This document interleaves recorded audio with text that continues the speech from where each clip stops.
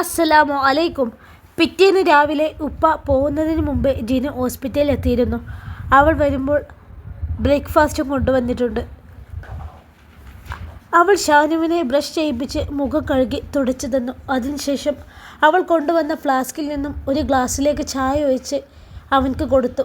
ഇടത് കൈ കൊണ്ട് എങ്ങനെയോ പ്രയാസപ്പെട്ട് കുടിക്കാൻ ശ്രമിക്കുമ്പോൾ കയ്യിൽ നിന്ന് ചായ വാങ്ങി അവൻ്റെ ചുണ്ടോടടുപ്പിച്ച് ചായ കുടിക്കാൻ സഹായിച്ചു. ഒരുപാട് ദിവസത്തെ പരിചയമല്ല, ഒരു ദിവസം പോലും ഞങ്ങൾ ഒരുമിച്ച് ജീവിച്ചിട്ടില്ല.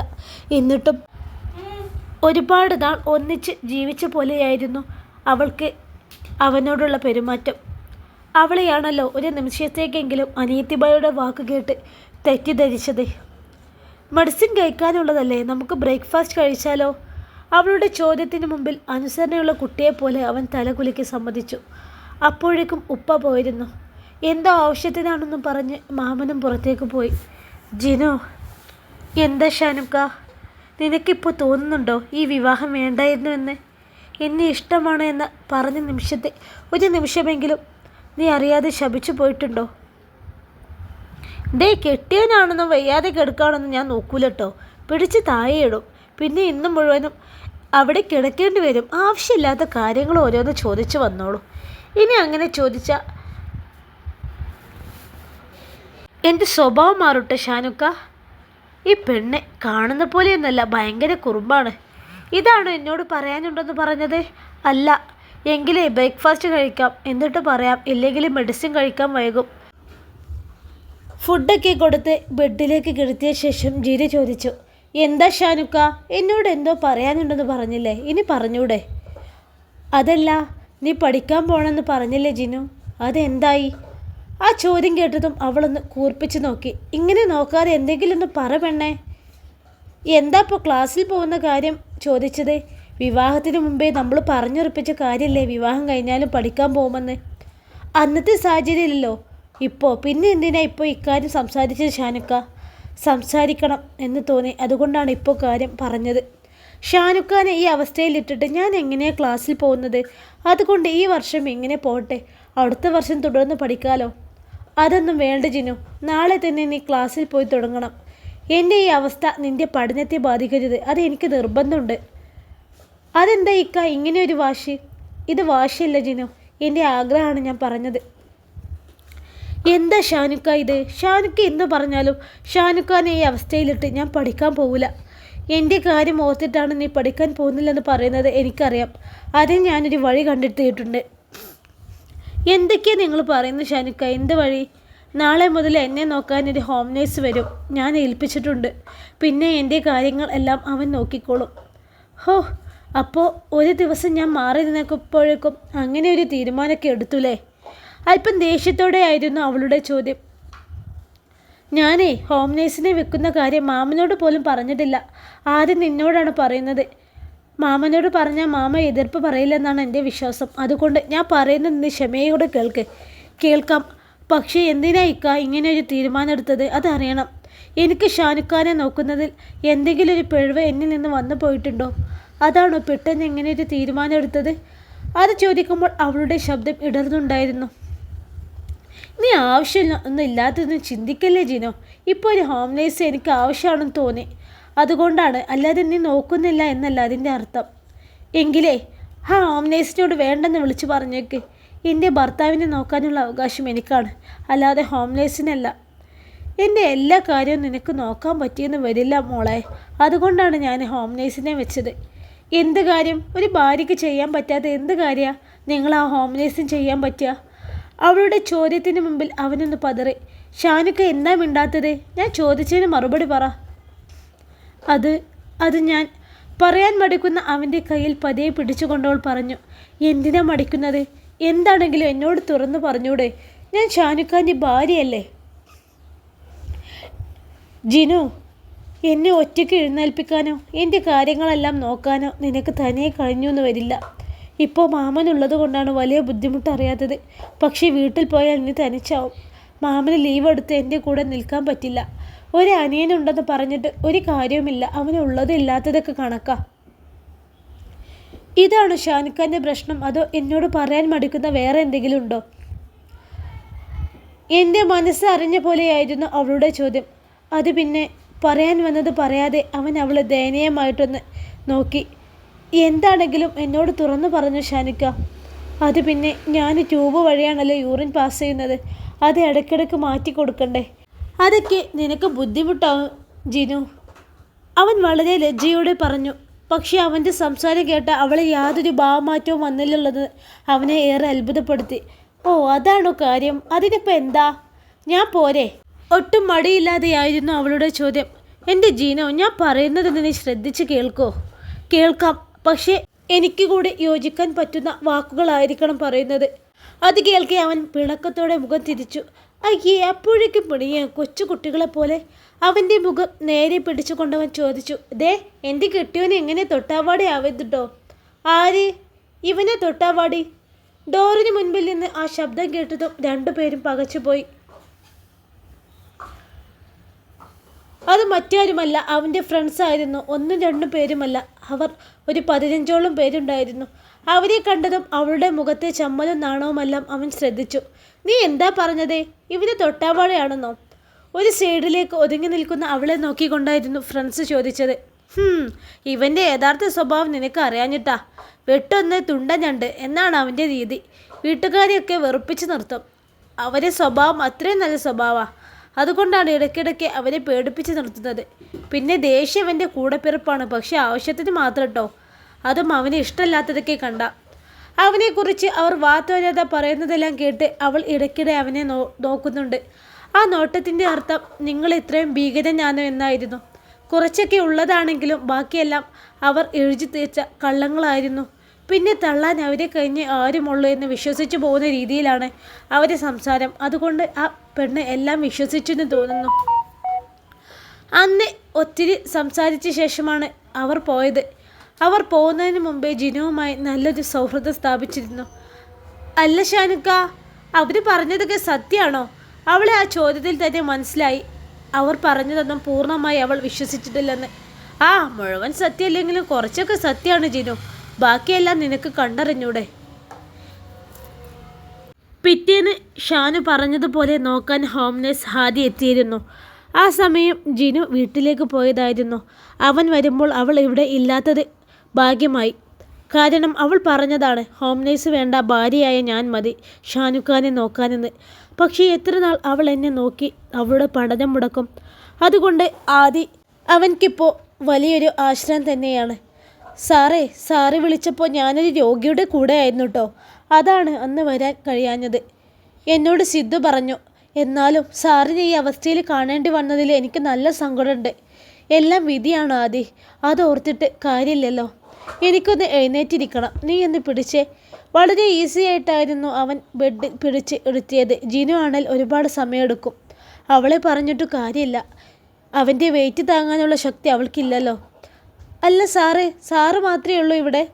അല്ലടാ, വൈഫും മാമനും ഉണ്ട്. മാമന് വെള്ളം വാങ്ങാൻ പുറത്തേക്ക് പോയതാ. പിന്നെ വൈഫ് വീട്ടിലേക്ക് പോയതേ ഉള്ളൂ. ഇപ്പോൾ കുറച്ച് കഴിഞ്ഞാൽ വരും. ഡോക്ടർ എന്താ പറഞ്ഞത് സാറേ? 2 ആഴ്ച കൂടെ ഇവിടെ കിടക്കേണ്ടി വരും. ഇവിടെ കൊടുക്കുന്ന ഓരോ നിമിഷവും വല്ലാത്തൊരു വീർപ്പുമുട്ടലാ എവിടെയും അടങ്ങിയിരിക്കാത്ത ആളല്ലേ സാറ്. പിന്നെ അടച്ചിട്ട മുറിയിലേക്ക് കിടപ്പ്, ഈ വേദനയും എല്ലാം കൂടെ ആകുമ്പോൾ വല്ലാത്തൊരു അസ്വസ്ഥത തന്നെയാണ്. നിൻ്റെ നമ്പർ എൻ്റെ കയ്യിൽ നിന്ന് നഷ്ടപ്പെട്ടു പോയി. അതാണ് പിന്നെ കോണ്ടാക്റ്റ് ഒന്നും ഇല്ലാതിരുന്നത്. സെയിം അവസ്ഥ തന്നെയാണ് എൻ്റേതും. സാറിൻ്റെ നമ്പർ എൻ്റെ കയ്യിൽ നിന്ന് മിസ്സായിപ്പോയി. പിന്നെ അന്ന് സിദ്ധു സാറിൻ്റെ വീട്ടിൽ നിന്ന് പോയതിന് ശേഷം ഞാൻ 6 മാസത്തോളം ബാംഗ്ലൂരായിരുന്നു. അവിടെ പ്രായമായ ഒരു അച്ഛനെ നോക്കാൻ. അവിടുത്തെ ജോലി കഴിഞ്ഞതിന് ശേഷം പിന്നെ നേരെ പോയത് ഹൈദരാബാദിലേക്ക്. അവിടെ ഇതുപോലെ ഒരു ആക്സിഡൻറ്റ് പറ്റിയ ഒരാളെ നോക്കാൻ വേണ്ടി.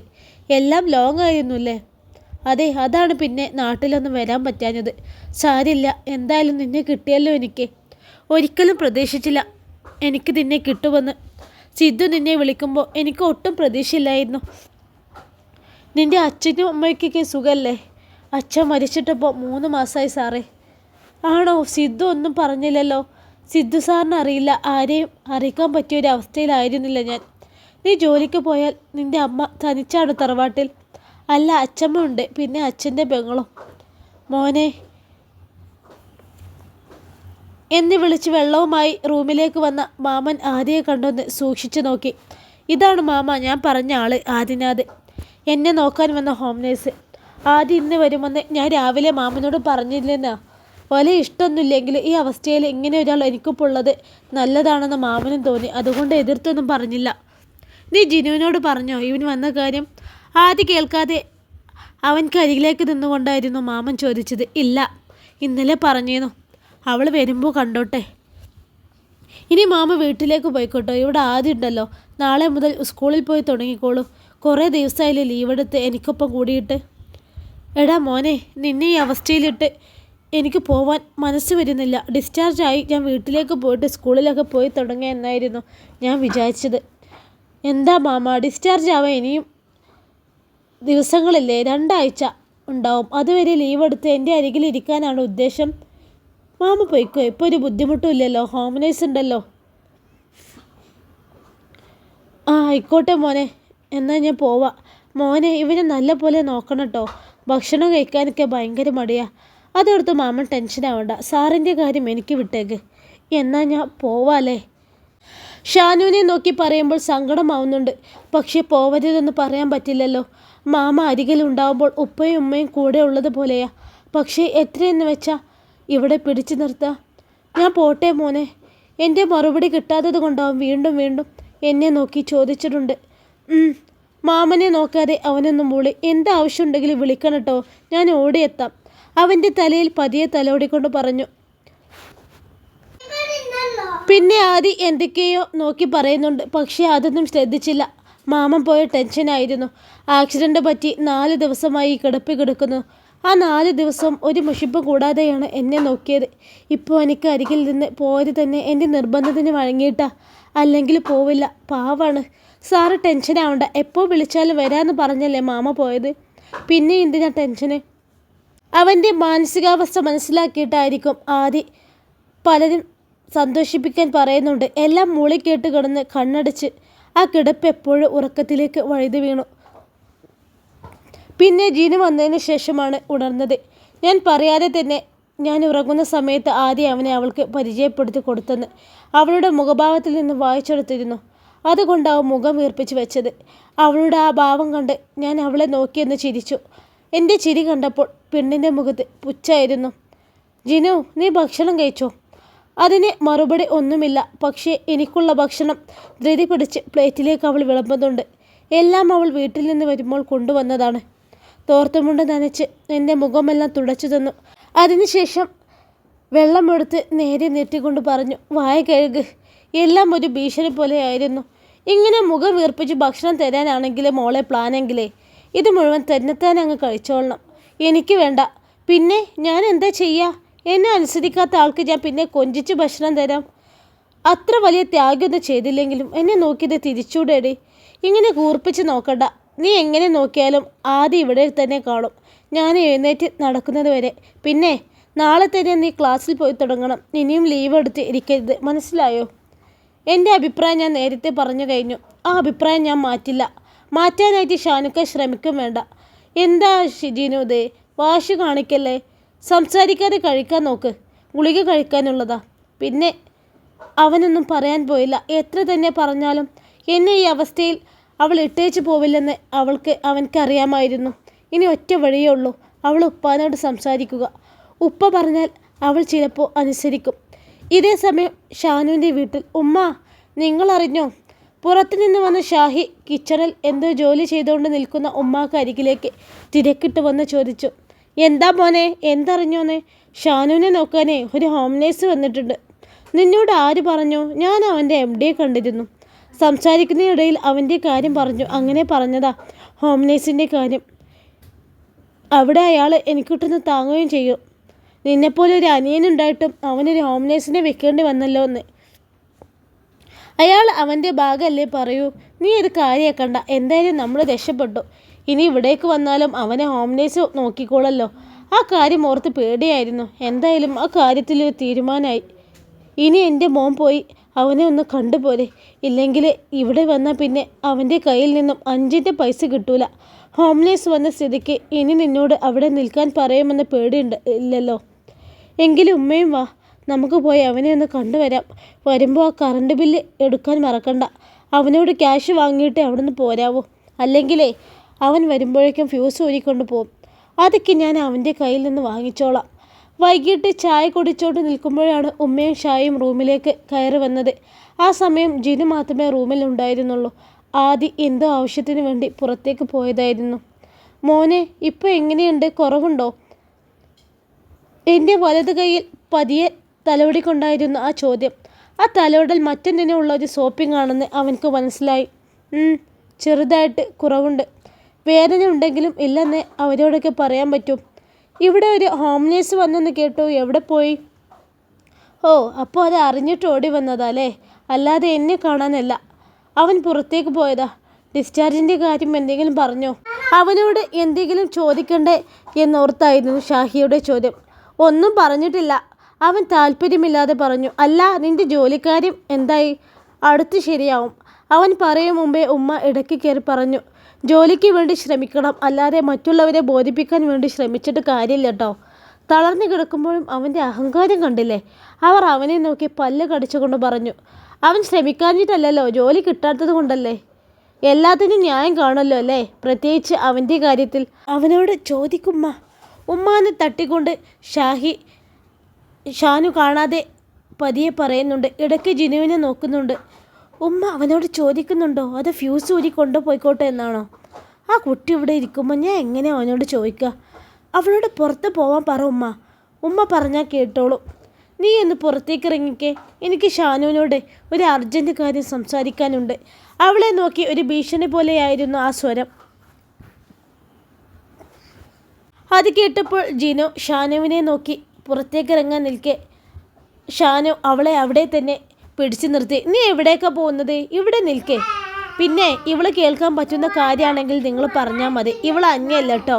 അവളോട് പുറത്തേക്ക് പോവാൻ പറയാൻ. അവൾ ഈ വീട്ടിലെ ഒരു അംഗം തന്നെയാണ്. അവളെ നിർത്തി പറയാൻ പറ്റുന്ന കാര്യമാണെങ്കിൽ പറയാം, ഇല്ലെങ്കിൽ ആ കാര്യം പറയണ്ട. വേഗം പറഞ്ഞു ഉമ്മ, ഇല്ലെങ്കിലേ അവന് ഹോസ്പിറ്റലിലാണെന്നോ തളർന്നു കിടക്കുകയാണെന്നോ നോക്കൂല. മാത്രമല്ല അവൻ്റെ കെട്ടിയോൾ അധികം നിൽക്കുന്നതുകൊണ്ട് കുറച്ച് അഹങ്കാരം കൂടുകയും ചെയ്യും. എന്താണ് നീ പറയുന്നത്? പറഞ്ഞാൽ കിട്ടും ഈ അവസ്ഥയിൽ? അവൻ ഹോസ്പിറ്റലിലാണെന്ന് കരുതി അവൻ്റെ ബാങ്ക് ബാലൻസിന് കുഴപ്പമൊന്നും വന്നിട്ടില്ലല്ലോ. ലക്ഷ്യങ്ങളില്ലേ ബാങ്കിൽ? ഉമ്മ ധൈര്യമായിട്ട് ചോദിച്ചോ. ഇല്ലെങ്കിലേ ഫ്യൂസ് ഊരി കൊണ്ടുപോകും. ഞാൻ പറഞ്ഞില്ലെന്ന് വേണ്ട. അവർ തമ്മിലുള്ള കുശുപുശുപ് കേട്ടിക്ക് ജിനു അവരെ തന്നെ നോക്കുന്നുണ്ട്. പിന്നെ അവരെ മൈൻഡ് ചെയ്യാനേ പോയില്ല. എനിക്കറിയാം ഷാനുവിൻ്റെ കയ്യിൽ നിന്നും പണം തട്ടാനുള്ള ഗൂഢാലോചനയാണെന്ന്. മോനെ ഷാനു. ആ വിളി കേട്ടിട്ടും അവൻ മിണ്ടാതെ കിടന്നു. നീ ഹോസ്പിറ്റലിൽ നിന്ന് എത്തുമ്പോഴും പണം അടക്കാനുള്ള ഡേറ്റ് കഴിയല്ലോ. പണം അടക്കാൻ ഞാനെന്തിനാ വീട്ടിൽ വരുന്നത്? അല്ല, പൈസ വേണ്ടേ? നിനക്കറിയാലോ ഷാഹിക്ക് ജോലിയൊന്നും ഇല്ലാത്ത കാര്യം. അവൻ എവിടുന്നാ എടുത്ത് പൈസ അടക്കുക? ഡേറ്റിന് പൈസ അടിച്ചില്ലെങ്കിലേ ഫ്യൂസ് ഊരി കൊണ്ടുപോകും. ഓ, സംസാരം കേട്ടാൽ തോന്നും എല്ലാം അവനാണ് വാങ്ങുന്നതെന്ന്. അവനൊരു അണ്ടർവെയർ വാങ്ങണമെങ്കിൽ ഞാൻ കൊടുക്കണം ക്യാഷ്. ഇപ്പോൾ മനസ്സിലായി തള്ളയും മോനും ധൃതി പിടിച്ച് ഓടി വന്നത് എന്തിനാണെന്ന്. എന്താ ഷാനു, നീ ഒന്നും പറഞ്ഞില്ല? എല്ലാ മാസവും ഞാൻ തന്നെയല്ലേ ബില്ലടക്കുന്നത്. പിന്നെ ഈ മാസം എന്തേ പ്രത്യേകത? അല്ല, നീ വയ്യാതിരിക്കല്ലേ? എനിക്ക് വയ്യെന്ന് കരുതി നിങ്ങൾ ആരെങ്കിലും അടക്കോ? ഇല്ലല്ലോ. ആക്സിഡൻറ്റിൽ കാലും കൈയും പോയ ഇവൻ്റെ സംസാരശേഷിയും കൂടി നഷ്ടപ്പെട്ടിരുന്നെങ്കിൽ ഇതൊന്നും കേൾക്കേണ്ടി വരില്ലായിരുന്നു. നാശം. ഷാഹി ഷാനുവിനെ നോക്കി ദേഷ്യത്തോടെ മനസ്സിൽ പറഞ്ഞു. എത്രയാ ബില്ല്? 4000, 5000. ഷാനുവിൻ്റെ ആ ചോദ്യം കേൾക്കി ചാടിക്കേറി ഉമ്മ 4 എന്നും ഷാഹി 5 എന്നും പറഞ്ഞു. അത് കേൾക്കി ഷാനുവിന് ചിരിയാണ് വന്നത്. ഉമ്മ 4000 എന്ന് പറഞ്ഞപ്പോൾ ഷാഹി ഉമ്മാനെ കൂർപ്പിച്ച് നോക്കി. എന്തിനാ തള്ളി 4000 എന്ന് പറയാൻ പോയത് എന്നർത്ഥത്തോടെ. ബില്ല് ഞാൻ അടച്ചോളാം, നിങ്ങൾ രണ്ടാളും ബുദ്ധിമുട്ടുണ്ട് കേട്ടോ. അത് കേട്ട് രണ്ടാളും മുന്ന് നിർത്തി. നീ എങ്ങനെ അടക്കും? അത് ചോദിക്കുമ്പോൾ ഉമ്മയിൽ ചെറിയൊരു ഭയം അവൻ കണ്ടിരുന്നു. അത് പിന്നെ നിങ്ങൾ നോക്കണ്ട, ബില്ല് അടച്ചാൽ പോലെ. ആ കറണ്ട് ബില്ല് ഇന്ന് തന്നെ കൊണ്ടുവരേണ്ടിട്ടോ. എന്തിനാ ഷാനു ഇങ്ങനെ ബുദ്ധിമുട്ടുന്നത്? അത് ഷാഹി അടക്കൂലേ? ബുദ്ധിമുട്ടാണെന്ന് ആര് പറഞ്ഞു? എനിക്കിതൊന്നൊരു ബുദ്ധിമുട്ടേ അല്ല. നീ പോയിട്ട് ആ കറണ്ട് ബില്ല് ഇന്ന് തന്നെ എത്തിക്കിട്ടോ. ഷാഹിനെ നോക്കി അവനൊരു താക്കീത് പോലെ പറഞ്ഞു. പിന്നെ രണ്ടാളും കൂടുതൽ സമയം അവിടെ നിന്നില്ല. കാരണം അവരുടെ പ്ലാനിങ് 8 നിലയിൽ പൊട്ടിയല്ലോ. അവർ പോയിട്ടും താടിക്ക് കൈയും കൊടുത്ത് കടുത്ത ആലോചനയിലായിരുന്നു ജിനു. കുറച്ച് സമയം അവളെ തന്നെ അവൻ നോക്കി നിന്നു. പക്ഷേ അവൻ്റെ നോട്ടമൊന്നും അവൾ അറിയുന്ന പോലും ഉണ്ടായിരുന്നില്ല. എന്താപ്പോൾ അവൾക്ക് ഇത്ര ആലോചിക്കാൻ? ഇനി ഉമ്മയും ഷായും വന്നതിൻ്റെ ആലോചനയാണോ? ജിനു 1-2 തവണ അവന് വിളിച്ചതിന് ശേഷമാണ് ആലോചനയിൽ നിന്നും അവൾ ഉണർന്നത്. എന്താ പെണ്ണെ, ഭയങ്കര ആലോചനയിലാണല്ലോ. ഏയ് ഒന്നുമില്ല. അത് പറയുമ്പോൾ അവളിൽ എവിടെയോ ഒരു ചെറിയ സങ്കടം കണ്ടു. കൂടുതൽ എന്തെങ്കിലും അവളോട് ചോദിക്കും മുമ്പേ ആദി റൂമിലേക്ക് വന്നിരുന്നു. ഈ ഉമ്മ എന്തിനാ അവനോട് 4000 എന്ന് പറയാൻ പോയത്? അതല്ലേ അവന് സംശയം വന്നത്. എനിക്കറിയോ നീ 5000 പറയുന്നത്. 5000 എന്ന് ഞാൻ പറഞ്ഞത് 2000 എനിക്ക് അടിച്ചു മാറ്റാൻ വേണ്ടിയായിരുന്നു. അത് ഉമ്മ നശിപ്പിച്ചു. അവൻ്റെ അരികിലേക്ക് പോകുമ്പോൾ ഒരു തീരുമാനത്തിലെത്തിയിട്ട് പോയാൽ മതിയായിരുന്നു. ഇതിപ്പോൾ കറണ്ട് ബില്ല് അവൻ്റെ കയ്യിൽ കിട്ടുമ്പോൾ നമ്മൾ പറഞ്ഞത് കള്ളാണെന്ന് അവന് മനസ്സിലാവൂലേ? അതിപ്പോൾ ആരറിഞ്ഞു അവന് കറണ്ട് ബില്ല് ചോദിക്കുന്നത്? ഇത്രയും നാളും ഞാൻ എത്രയാണോ അവനോട് പറയുന്നത് ആ പൈസയായിരുന്നു അവൻ എനിക്ക് തന്നത്. അവിടെ ഒരു മറുചോദ്യം ഇല്ലായിരുന്നു. പക്ഷേ ഇപ്പോൾ അവനിൽ ആകെ എന്തൊക്കെ ഒരു മാറ്റം വന്നിട്ടുണ്ട്. എല്ലാം അവൾ തലയണ മന്ത്രമാവും. അവളെ കണ്ടാൽ അറിയാം ആള് അത്ര ശരിയല്ല. അവൻ ചോദിച്ചാൽ ഇനി എന്ത് മറുപടി പറയും? അതിന് മുമ്പ് ഒരു ആൻസർ പറ. നമ്മൾ ശരിക്കും നോക്കിയില്ലായിരുന്നെന്ന് പറഞ്ഞാൽ മതി. നീ ആ കറണ്ട് ബില്ല് അവൻ്റെ കയ്യിൽ കൊടുക്കുമ്പോൾ അവനോട് കൂടുതൽ വിശദീകരണത്തിനൊന്നും നിൽക്കണ്ട. അവനല്ല ആളെ അവൻ്റെ കെട്ടിയോളെ മുമ്പിലിട്ട് എന്നെ നിർത്തിപ്പൊരിക്കും ഉമ്മ. പിന്നെ എന്ത് ചെയ്യും? ഉമ്മ തന്നെ കൊടുത്താൽ മതി. എനിക്ക് എന്തെങ്കിലും തിരക്കാണെന്ന് പറഞ്ഞാൽ മതി. ഉമ്മാനോടാവുമ്പോൾ അവന് കൂടുതൽ ചോദ്യമൊന്നും ചോദിക്കില്ല. മാത്രമല്ല എന്നോട് ദേഷ്യം ആവുന്നത് പോലെ ഉമ്മാനോട് ദേഷ്യമാവില്ല. ഇനിയിപ്പോൾ അവൻ വീട്ടിൽ വന്നാലും 5-6 മാസം വീട്ടിൽ കാണൂലേ. അതുകൊണ്ട് പഴയ പോലെ ഉടായ്പൊന്നും നമുക്ക് കാണിക്കാൻ പറ്റൂല. എല്ലാം അവൻ കണ്ടുപിടിക്കും. ഇന്നൊരു 2000 എൻ്റെ കയ്യിൽ കിട്ടേണ്ടതായിരുന്നു. അത് നശിപ്പിച്ചപ്പോൾ ഉമ്മാക്ക് സമാധാനമായല്ലോ. അവൻ ഉമ്മാനെ നോക്കി ദേഷ്യത്തോടെ പറഞ്ഞു. പിറ്റേന്ന് രാവിലെ കറണ്ട് ബില്ലുമായി വന്നത് ഉമ്മയായിരുന്നു. ഉമ്മ എന്തിനാ വന്നത്? ഷാഹിയുടെ കയ്യിൽ കൊടുത്താൽ പോരായിരുന്നോ? അവനെ അവിടെ ഇല്ല. എന്തോ ആവശ്യത്തിന് വേണ്ടി പുറത്തേക്ക് പോയതാ. ഉമ്മാൻ്റെ കയ്യിൽ നിന്നും അവൻ ബില്ല് വാങ്ങി നോക്കുമ്പോൾ അതിലെഴുതിയ പൈസ 3000 ആയിരുന്നു. ബില്ലിലേക്ക് അവൻ്റെ നോട്ടം പതിയുമ്പോൾ അവൻ എന്തെങ്കിലും ചോദിക്കുമെന്നോർത്ത് സാരിത്തലപ്പ് കൊണ്ട് ഉമ്മ മുഖത്തെ പൊടിഞ്ഞ വിയർപ്പ് തുള്ളികൾ തുടച്ചു മാറ്റുന്നുണ്ട്. എന്ന് ഞാൻ പോട്ടെ മോനെ, പോയിട്ട് എനിക്ക് 100 കൂട്ടം ജോലിയുണ്ട്. എന്തെങ്കിലും ചോദിക്കുമെന്ന് ഓർത്തിട്ടാണ് ജോലി ഉണ്ടെന്നും പറഞ്ഞ് പോവാൻ ധൃതി കാണിക്കുന്നത്. എന്നാ ഉമ്മ പൊയ്ക്കോ. അങ്ങനെ ആഴ്ചകൾ കഴിഞ്ഞു. ഇന്നാണ് അവൻ്റെ ഡിസ്ചാർജ് ഉള്ളത് കൊണ്ട് മാമനും മെളാപ്പയും ജിനുവിൻ്റെ ഉപ്പയുമെല്ലാം നേരത്തെ ഹോസ്പിറ്റലിൽ എത്തിയിരുന്നു. ബില്ല് അടച്ചതെല്ലാം മെളാപ്പായിരുന്നു. ഹോസ്പിറ്റലിലെ ഫോർമാലിറ്റീസ് എല്ലാം കഴിഞ്ഞ് ഉച്ചയോടെ അവർ വീട്ടിലേക്ക് തിരിച്ചു. ഹോസ്പിറ്റലിൽ നിന്നും ഡിസ്ചാർജായി വരുന്നത് അറിഞ്ഞത് കൊണ്ടാവും അത്യാവശ്യ കുടുംബങ്ങളെല്ലാം വീട്ടിലെത്തിയിരുന്നു. കാറിൽ നിന്ന് അവനെ എടുത്ത് റൂമിൽ കൊണ്ട് കിടത്തിയത് ആദിയായിരുന്നു. ആരുടെ സഹായമില്ലാതെ. റൂമിൻ്റെ ചാവി അവൻ നേരത്തെ ജിനുവിൻ്റെ കയ്യിൽ കൊടുത്തത് കൊണ്ട് അവർ റൂമിലെത്തും മുമ്പേ അവൾ റൂം തുറന്ന് എല്ലാം ക്ലീൻ ചെയ്തിട്ടിരുന്നു. റൂമിലേക്ക് എത്തിയപ്പോൾ ഓർമ്മയിലേക്ക് ഓടിയെത്തിയത് അവൻ്റെ കല്യാണത്തിൻ്റെ ആദ്യ രാത്രിയായിരുന്നു. എത്ര സന്തോഷത്തോടെയും ഒരുപാട് പ്രതീക്ഷകളോടെ കൂടിയായിരുന്നു ഈ റൂമിലേക്ക് കയറി വന്നത്. ഒരു ഗുളികയുടെ പേരും പറഞ്ഞ് എത്ര നാളത്തെ സ്വപ്നങ്ങളാണ് ആ ഉമ്മ ഇല്ലാതാക്കിയത്. ഇനി എത്ര നാൾ ഈ കിടപ്പ് തുടരേണ്ടി വരും? 6 മാസം എന്ന് ഡോക്ടർ പറഞ്ഞെങ്കിലും അവൻക്കെന്തോ വിശ്വാസം വരുന്നില്ല. കാരണം തകർന്നു പോയ കാലം ഒന്ന് മെല്ലെ അനക്കാൻ പോലും അവൻക്ക് ഇതുവരെ സാധിച്ചിട്ടില്ല. സാർ, ആദിയുടെ വിളിയാണ് അവനെ ചിന്തയിൽ നിന്നും ഉണർത്തിയത്. ആദി, എനിക്ക് ഡ്രസ്സൊന്ന് മാറണം. ഞാനത് പറയാൻ പോവായിരുന്നു. ഹോസ്പിറ്റലിൽ നിന്ന് വന്നതല്ലേ, ശരീരം ഒന്ന് നനച്ചു തുടക്കണം. ഞാൻ ഈ ഡോറൊന്ന് ലോക്ക് ചെയ്യട്ടെ? ആയിക്കോട്ടെ, ലോക്ക് ചെയ്തോ. ആദ്യം ഡോർ അടക്കാൻ പോകുമ്പോഴാണ് കുടുംബക്കാർ എല്ലാവരും കൂടി റൂമിലേക്ക് കയറി വന്നത്. അത് കണ്ട് അവൻ പുറത്തേക്കിറങ്ങി. എന്നാലും എന്തൊരു വിധിയായിപ്പോയി മോന് വന്നത്. കല്യാണം എല്ലാം കൂടി കലികാലമായി പോയി. പലരും പല അഭിപ്രായങ്ങളും പറയുന്നുണ്ട്. ചിലർ ജിനുവിനെ കുത്തി നോവിച്ചുകൊണ്ട് സംസാരിക്കുന്നുണ്ട്. അവൾ അവൻ്റെ ജീവിതത്തിലേക്ക് വന്നത് കൊണ്ടാണ് അവൻക്ക് ഇങ്ങനെ ഒരു ആക്സിഡൻറ്റ് വന്നത് എന്നാണ് പലരുടെയും സംസാരത്തിൽ അവൻക്ക് മനസ്സിലാക്കാൻ കഴിഞ്ഞത്. ഭാഗ്യം കൊണ്ട് അവൾ റൂമിലില്ലായിരുന്നു. ഉണ്ടെങ്കിൽ ഈ കുത്തുവാക്കൊന്നും അവൾക്ക് താങ്ങാൻ കഴിഞ്ഞെന്ന് വരില്ല. പലരും പല അഭിപ്രായങ്ങളും പറഞ്ഞ് റൂമിൽ നിന്ന് ഇറങ്ങിപ്പോയി.